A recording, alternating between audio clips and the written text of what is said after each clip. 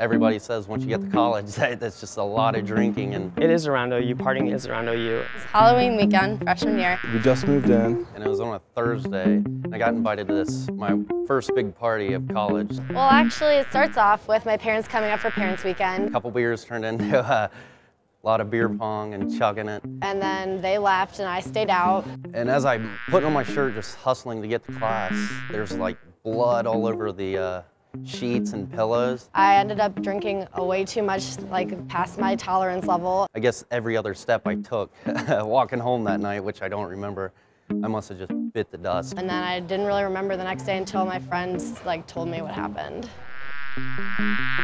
My brother, the weekend before classes actually even started, had some friends in his dorm. Had our music playing a little loud. Some people came by, knocked on the door. We thought maybe they were just some people down the hall. They were drinking and being pretty loud in their dorm room. Turned out to be RAs. Obviously, before college started, kind of the family would even say things like, oh, don't go down there and get in trouble. 2 days before school started, it was kind of an embarrassing story to tell your parents right away.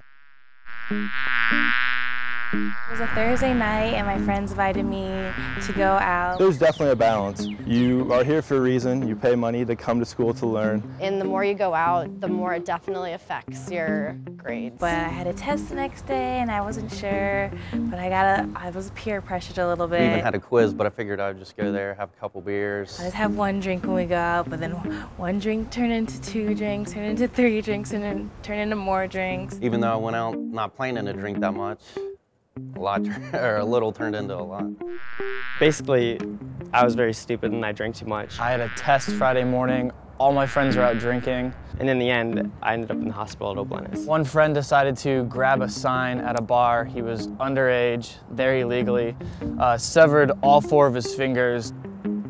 I was not realizing how much I was drinking. So my big concern was, what do I do? Usually your friend is talking about someone that they helped out through the medical emergency assistance program. But in my case, I was the victim. It felt like I had to take him to the hospital was my responsibility, but I didn't want to. My BAC level became to a point where it was 0.25 at 4 a.m. in the morning. Will I get in trouble because he was intoxicated?